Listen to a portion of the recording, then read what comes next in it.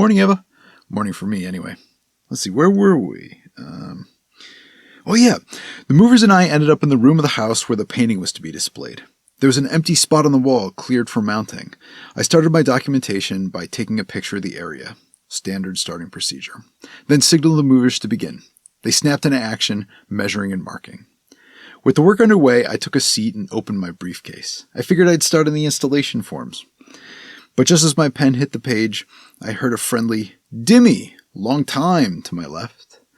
"J-boy," I sang and turned around. There was Jacob, the other partner in Featherman Partners. Jacob frowned. "J-boy, the hell did that come from?" But then he smiled, leaned in to give me his signature manliest hug, an art form that he had perfected long before we met. It proceeds as follows. Right hands clasp, lean in. Assertive embrace with the left arm. A single hearty slap on the back. Finally, a precise and efficient disconnect from the embrace. No more than 3 seconds, ideally 2. Clasped hands disengage. Optional fist bump reserved to express additional enthusiasm or appreciation. I got the fist bump. I remember he was wearing a pastel red suit. No tie, top button left unbuttoned, and an ornamental handkerchief in the blazer pocket. No socks. Not sure why I looked at the socks. Flashy, controlled, and at ease. Somehow all at once. Like a flower arrangement, he could blend into the room or attract attention depending on what the observer wanted. It was great for the sort of business we were in. He managed the customers, I managed the goods. "You're dressed up," I told him. "Yeah, Dimitri, we're working," he huffed. "If we get someone who will pay half as much as Sweetwater, we don't need another client for the rest of the year." I never did get into that mindset. I could sell. I could talk to customers, but it was always something that I had to remind myself to do. Something I had to motivate myself to do. Jacob was a born hustler, and he had the smarts for business. We spent a few minutes catching up. Before long, one of the movers tapped me on the shoulder. Preparation was complete. They were ready to mount the painting. I gave them the okay, and they trotted out the door. I was going to follow, but Jacob put his arm over my shoulder. "Dimmy, I could finish this," he said. I had a moment to chat up some of the guests. There could be 2 potential clients. They were really interested in talking to you. It'd mean a lot if you went out there. "Well, what if I don't want to talk?" I sighed. Half joke, half truth. I was still very tired from the journey. Part of my brain was overseas. "Well, you got to talk," he responded, half annoyed, half playing along. "What's wrong?" "I'm dead tired," I offered. "I don't want to wear a smile for the next 2 hours." "Well, just do that trick I taught you," responded Jacob. "The trick where I balance a scone on my nose, or the one where I pull a coin out of my ass?" "See," laughed Jacob, "you're smiling already. We'll be done and gone in a few hours. Now get out there." He lovingly slapped me on the shoulder, and then he left to find the movers, but not before turning around and saying, "Not the coin one." And so I walked toward the den of Sweetwater. I followed the sound of faint chatting and laughter. On my way, I mentally prepared for mingling. Now that my body had depleted its morning store of caffeine, I settled into my fatigue armor. There's a type of fatigue that I've found perfect for just such occasions. It's a rare draw, doesn't come often. Most fatigue just gets in the way. Often it manifests only on the first night of poor sleep. It soaks waking life with a soft, dreamlike quality. Consequences don't weigh as heavily on the mind. Sharp stimuli, unpleasant thoughts, they're dulled and short-lived. But there's still enough gas in the old coconut to be merry and conversationally coherent.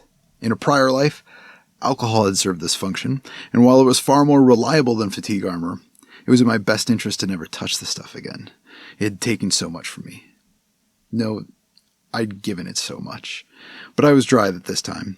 Those years were behind me, and Sweetwater's company was in front of me. The source of the human noise was Sweetwater's friends and family. Not too many people, maybe 24. They formed a few circles of conversation in an enormous living room, which flowed outside through large glass doors and onto a white brick porch facing the sea.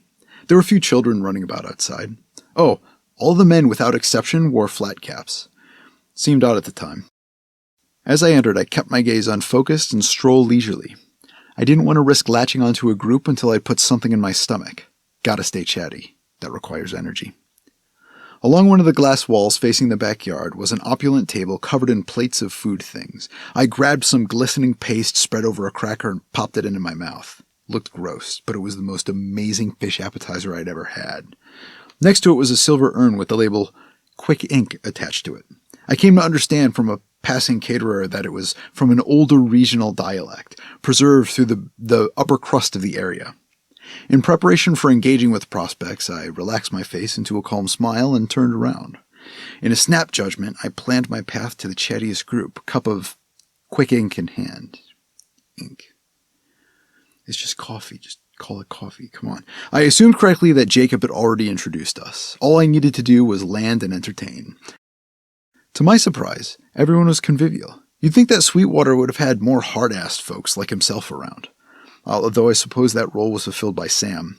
Everyone I had time to meet had a genuine interest in both my line of work and what I'd seen overseas. The details of these conversations elude me now. It's not important anyway.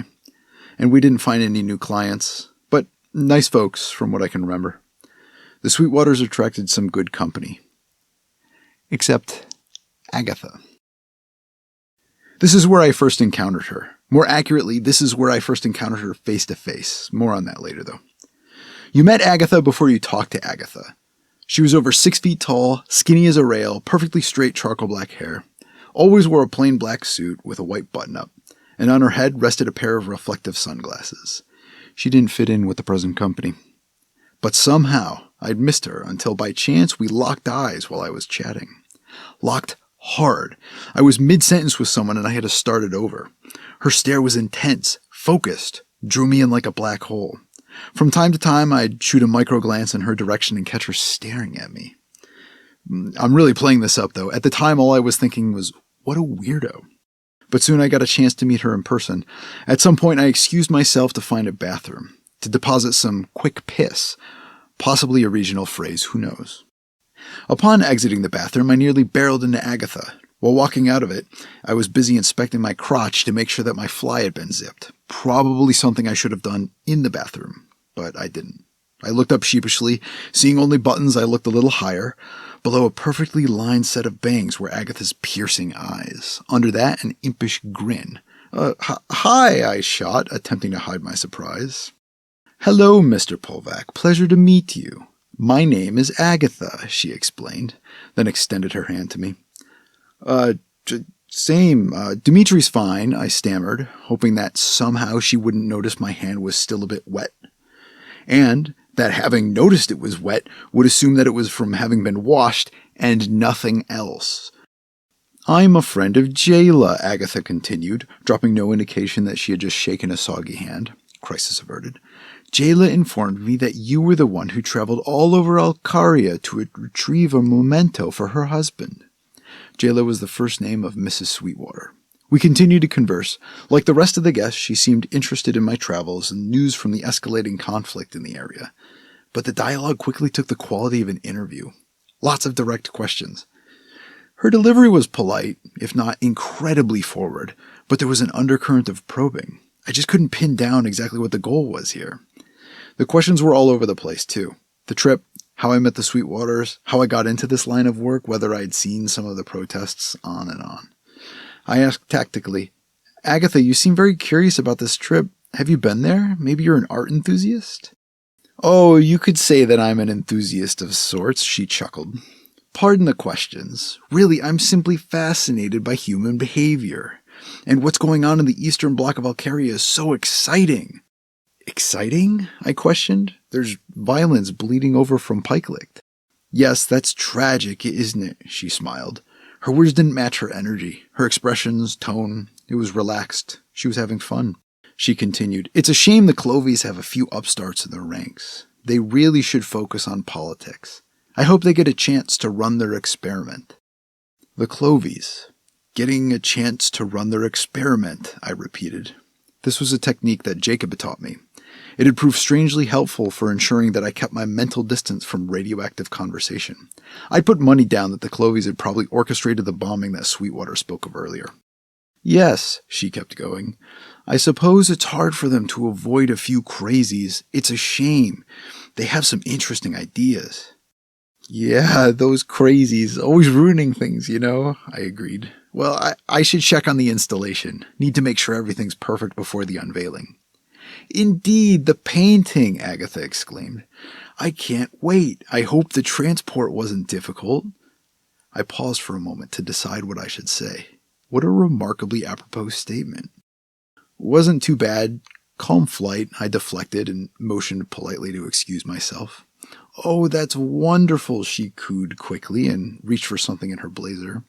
By the way, Mr. Polvac, should you encounter any trouble at all, please let me know. I want to make absolutely sure the Sweetwaters are taken care of.